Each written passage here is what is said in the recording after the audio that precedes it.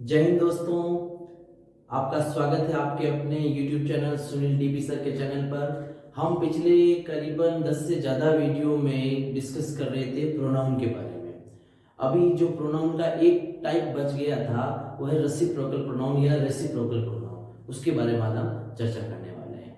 इससे पहले यदि आपने प्रोनाउन के बारे में सारे वीडियोज नहीं देखे हैं तो ये वीडियो देखने के बाद में जरूर देखें। और ये लास्ट वाला टाइप है प्रोनाउन का। उसके बाद में प्रोनाउन से रिलेटेड कैसे क्वेश्चंस पूछे जाते हैं स्कूल एग्जाम्स में और कॉम्पिटिटिव एग्जाम्स में, उस पर हम चर्चा करने वाले हैं। ठीक है, तो पहले आज हम बात करते हैं रेसिप्रोकल या रेसिप्रोकल। ठीक है, इसको रेसिप्रोकल भी बोलते हैं और रेसिप्रोकल जो जनरल वे में बोलते हैं। इसका मतलब क्या होता है?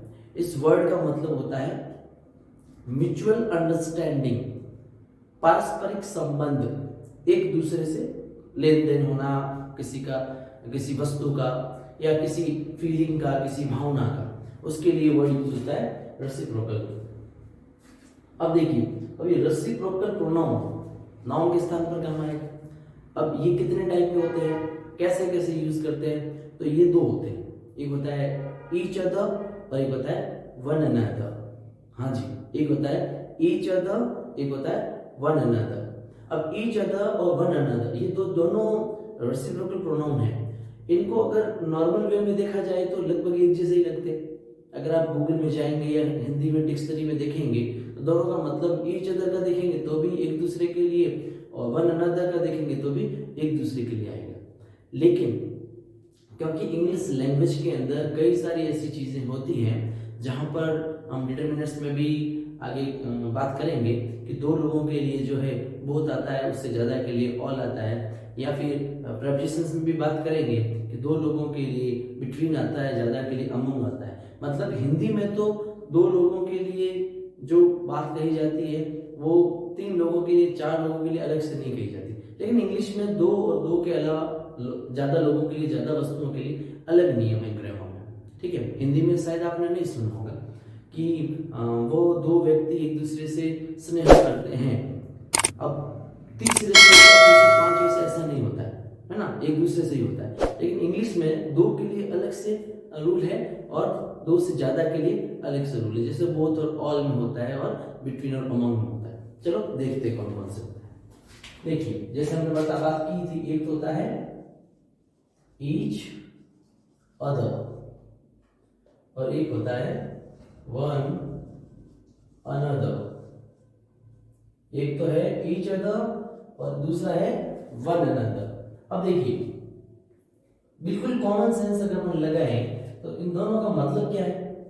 किसी न किसी दो चीज के आपस में रिलेशन के लिए, फीलिंग्स के लिए, काम के लिए यूज होता है ना।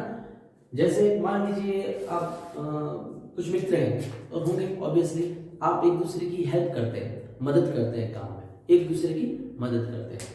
ठीक है, अब खूब सारे मित्र भी हो सकते हैं, दो लोग भी हो सकते हैं। अगर दो लोग आपस में हेल्प करते हैं एक दूसरे की, उसके लिए यूज करते हैं ईच अदर। और दो से ज्यादा लोग यूज करते हैं, मदद करते हैं एक दूसरे की या काम करते हैं एक दूसरे के लिए, तो वन अनदर होते हैं। पहली चीज ये क्लियर हो जानी चाहिए कि रेसिप्रोकल केवल दो या दो से ज्यादा के लिए नहीं, बात होनी चाहिए ऐसे वर्क की, ऐसी फीलिंग की जिसमें म्यूचुअल अंडरस्टैंडिंग हो, जिसमें पारस्परिक एक दूसरे से लेन देन हो, चाहे वस्तुओं का, फीलिंग्स का, स्नेह का, प्रेम का, स्नेह का, किसी का भी। ठीक है, वो होने के बाद में ध्यान देना है, अगर वो दो लोगों के बीच में है तो लगाना है ईच अदर, और मोर देन टू है तो लगाना है वन अनदर। तो इसको एक बार लिख भी लीजिए, each other used for two and one another is used for more than two। ज्यादा क्लियर हो गया है ना। ईच अदर कब यूज करना है? जब दो लोगों के लिए, दो वस्तुओं के लिए बात हो। और वन अनदर कब यूज करना है? जब मोर देन टू हो। लेकिन ये भी बात ध्यान रखनी है, वो रिलेशन कैसा होना चाहिए? रेसिप्रोकल होना चाहिए, पारस्परिक होना चाहिए, म्यूचुअल होना चाहिए। ठीक है, अभी हम कुछ एग्जांपल से समझते हैं कि इनको अपन कैसे यूज। तो चलिए शुरू करते हैं हम एग्जांपल को देखना कि कैसे इनको यूज करना है। देखिए, जैसे हमने पहले बात कर ली थी कि ईच अदर का यूज होता है दो के लिए और वन अनदर का यूज होता है मोर देन टू या दो से ज्यादा के लिए। अब आप ही बताइए, द टू ब्रदर्स लव, फिर खाली जगह है, they should all look after, फिर खाली जगह है, सी एंड आई लुक्ड, खाली जगह है, द 6 men helped, खाली जगह है, और द कपल स्पोक टू, खाली जगह है, ऑल ऑफ देम हेट, खाली जगह है। अब आप एक बार अपने मन में सोचिए कि किसके साथ क्या आना चाहिए। आई होप लगभग आपने सही ही सोचा होगा। जैसे द टू ब्रदर्स लव, दो भाई, पहले एक संख्या दे दी यहाँ पे, दो भाई हैं जो क्या करते हैं, एक दूसरे से स्नेह करते हैं, प्रेम करते हैं। तो भाई रेसिप्रोकल वाला तो हो ही गया, म्यूचुअल, दोनों भाई आपस में एक दूसरे को प्रेम करते हैं, दो वाला मामला हो गया। और कितने लोगों के बीच में है, दो के लिए, तो क्या आना चाहिए यहाँ पे, ईच अदर। तो क्या हो जाएगा, the two brothers love each other. Clear है? अब देखिए, they should all look after. पहले तो बताओ लुक आफ्टर का मतलब क्या होता है। लुक आफ्टर ध्यान रखना, ख्याल रखना, केयर करना, ध्यान रखना, केयर करना एक दूसरे की, है ना। दे शुड उनको चाहिए, सभी को ध्यान रखना, उन सभी को ध्यान रखना चाहिए। तो भाई दो लोगों की बात हो रही है कि मोर देन टू हो रही है, बताओ। हाँ, मोर देन टू, क्योंकि ऑल आ गया, क्या आ गया, ऑल आ गया।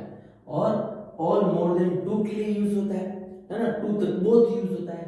तो अगेन ये क्या है, मोर देन टू है, तो क्या लिखेंगे भाई, वन अनदर। तो they should all look after one another.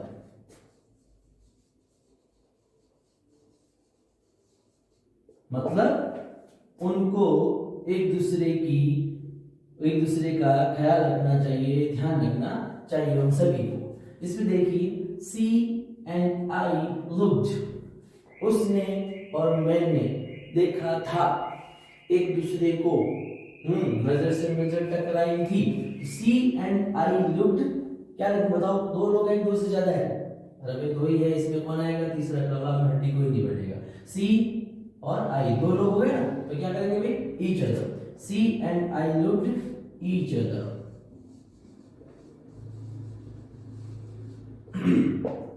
Next देखिए, अगेन द 6 men helped, 6 लोग थे जो मदद, एक दूसरे की मदद की थी, 6 लोगों ने एक दूसरे की मदद की थी। तो पहले नंबर दे दिया, 6 men दे रखा है ना, तो क्या लिखेंगे भाई, one another. The 6 men helped one another. Clear है? इसमें देखिए, द कपल स्पोक टू। अब कपल यहाँ पे संख्या तो नहीं दे रखी है, but it is very obvious कि कपल दैट मींस दो, जोड़ा, जोड़े में दो ही होते हैं जनरली। तो द कपल स्पोक यानी कि जोड़े में दो लोगों ने बात की थी, किससे की थी, एक दूसरे से। तो क्या करो भाई, क्या बताओ, ईच अदर करूं या वन अनदर, इसका तो आप ही करो। Each other, the couple spoke to each other. Good. अब यहां देखिए, ऑल ऑफ देम हेट, वे सभी नफरत करते हैं। नफरत का एक दौर है भाई, वे सभी नफरत करते हैं। अगेन यहाँ पे हमने बात की थी, all is used for more than two. All का यूज दो से ज्यादा लोगों के लिए, वस्तुओं के लिए होता है। तो यहाँ पे ऑल आ गया है जो मोर देन टू है, ठीक है। ऑल ऑफ देम हेट, वे सब हेट करते हैं, नफरत करते हैं एक दूसरे से। तो क्या करें बताओ, वन अनदर करूं या ईच अदर? हाँ, आपने बिल्कुल सही बोला, वन अनदर। क्या करो भाई, वन अनदर।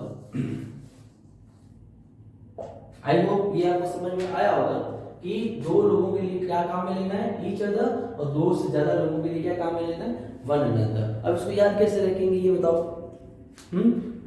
याद रखने के लिए थोड़ा सा आप देखिए, हालांकि ऐसा कोई रूल नहीं है, लेकिन थोड़ा सा ध्यान रख सकते हैं कि देखो, अदर, अदर का मतलब क्या होता है, जनरली अदर दूसरे के लिए यूज होता है ना, कि ऑन द अदर हैंड, दूसरी तरफ, ऐसा बोलते हैं ना। अदर का मतलब हम मान लेते हैं दूसरे के लिए, क्या मान लेते हैं, दूसरे के लिए। यहाँ पे भी देखिए अदर है, और इस वर्ड में भी क्या है, अदर है, लेकिन इसमें एक और जुड़ गया साथ में, ए एन, ए एन जो है, एन जो है, जब अपन डिटरमिनेंट्स पढ़ेंगे तो पता चलेगा कि ए और एन का यूज एक के लिए होता है, सिंगुलर के लिए होता है। तो अदर तो दो तो थे ही थे, साथ में एक और जुड़ गया, जो तीन हो गए, मोर देन टू हो गए। ठीक है, ये और जुड़ गया वन अनदर। ठीक है, ऐसे करके याद रख सकते हैं। तो एक बार इसका आप स्क्रीनशॉट ले लीजिए। अभी देखा जाए तो आज हमारा प्रोनाउन का टॉपिक पूरा हो चुका है।